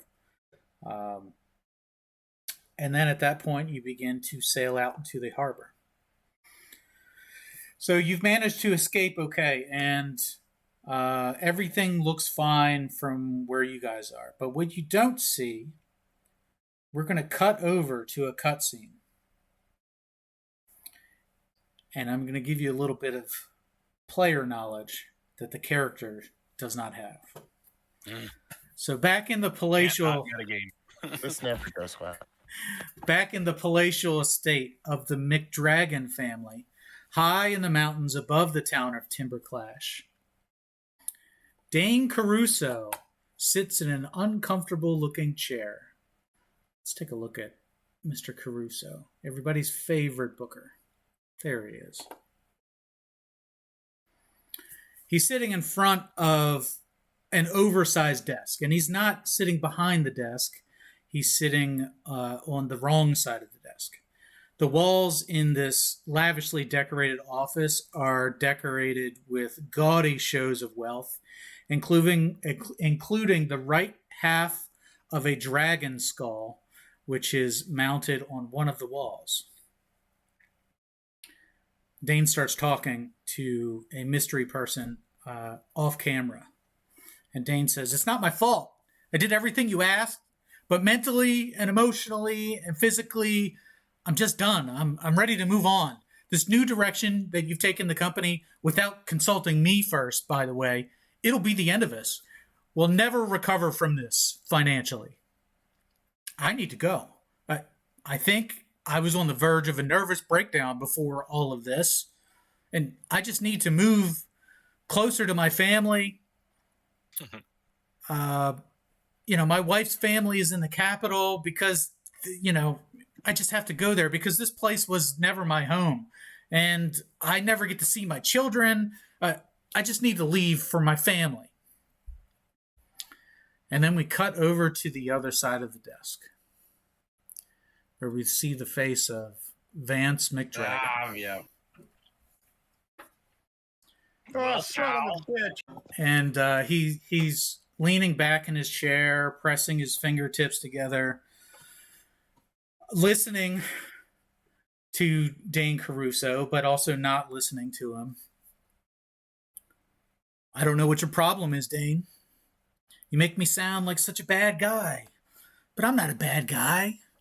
I mean, I'm not a good guy either. I'm just the guy. But you're not even a man at all. You said I could count on you.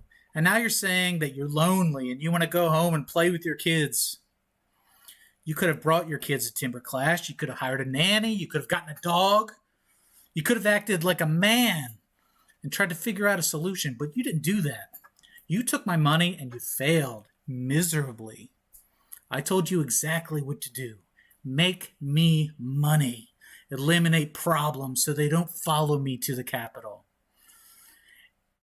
And facilitate the new, darker world order that I have planned. I did my part. King Jerry's dead. But then I come back here and what do I find? Unscripted chaos. This is just messy, Dane. Like a soup sandwich. And now you're making up excuses about why you can't do your job and that you missed your kids. Dane Caruso responds defensively. You don't understand, sir. This isn't about the gold, and it's not even about having people killed. It's just time for me to move on. McDragon and Caruso both pause, and there's an uncomfortable silence between the two of them as they're each waiting for the other to respond. And finally, McDragon is the one to cave, and that pleases Dane Caruso for a moment, letting him think that he's won something in that conversation. McDragon looks at him. I remember he looks at him and he points directly at him. I remember when you sat there in that very chair and promised me that you'd do whatever it took to get the job done. I made you a rich man beyond your wildest dreams and gave you the reins while I was away at the Capitol. I paid for a job to get done, and I expect the job to get done. Caruso interrupts almost. Yeah. I get that, but it's my family, Vance. My family's everything to me. You don't understand what it's like for someone who loves their freaking family the way I love mine. They mean so much to me. McDragon just stares back at him with wide eyes, eyebrows raised almost to his thin, blown back hairline. It's just completely flabbergasted by the insinuation that he doesn't love his own family. Must I remind you that you aren't the only one with children, Dane? Vanessa, Shad, the other bastards? You presume to think I have no love for them, Dane? Well, you offend me, Dane. You fail me. Then you ask for a release. Fine. That's just fine. You have your conditional release. And then Dane Caruso, he blinks himself back awake for a moment. Not sure if Vance actually said what he just thought he said. And Caruso checks back in to confirm. He says, really? I can have my release? So what are the conditions? So Dane listens carefully, with one foot already out the door, waiting for his escape. But the man behind the desk, in a black cloak, he stands and he brushes off his suit, looks down at his chest until it's as clean as he's comfortable with. And he walks behind Caruso, placing his hands on Caruso's shoulders.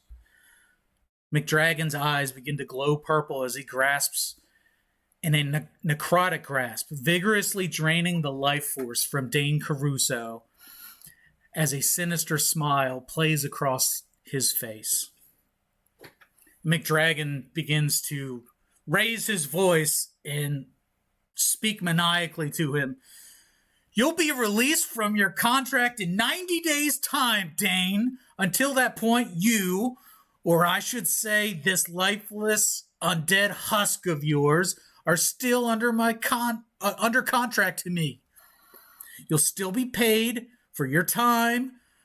Your precious family will still be compensated. They will be fine. Unfortunately, Mr. Caruso, you won't be. And the color completely drains from the face of Dane Caruso as his flesh desiccates into the lifeless husk. His eyes are sunken in and his mouth gaping wide open. McDragon makes one final comment. You want out? Fine, Dane. You're fired. I knew it. And with the finality of that statement, Vance McDragon shoves the corpse from the hot seat onto the floor. It's the same seat that has seen dozens of victims drained of their life in the last few weeks. He approaches the open windows and overlooks the town of Timberclash and into the bay beyond. He watches a boat set sail out towards the full moon. And McDragon picks up a goblet sitting in the window. He drinks the blood of newborns from this black and purple goblet as he watches over the town that he is fully in control of. He raises his goblet in a toast and tips his head to the ship. And he says, "Soon, young lions." Then he takes a deep swig from the glass and spills it.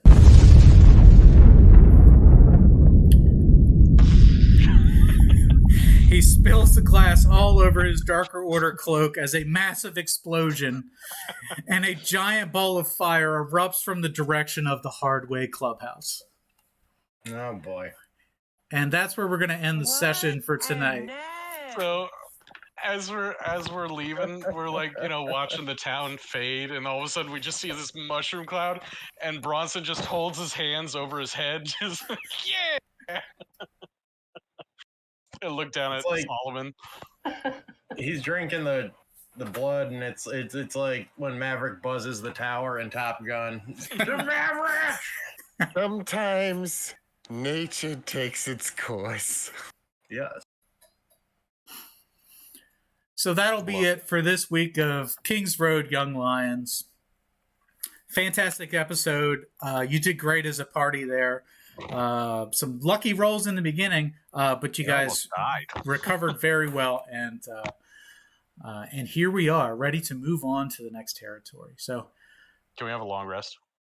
Oh yeah, you can have a very long rest. So, you've earned it, Young Lions, and that'll be it. So, say goodbye, Young Lions. Goodbye, Young Lions. Goodbye, young lion. Hey, congratulations. If you're still listening, that means you made it to the end of the episode. Thanks for coming by and listening to this edition of Kings Road Young Lions. If you like what you've heard, go ahead and hit that subscribe button, hit the like button, and leave a comment down below of what you'd like to see on the next episode. For more great content from This Is Awesome Promotions, check out the YouTube channel, check out the Twitch channel, check us out on Twitter at TIA Promotions. Thanks again for coming around, and we'll see you next time down on the King's Road.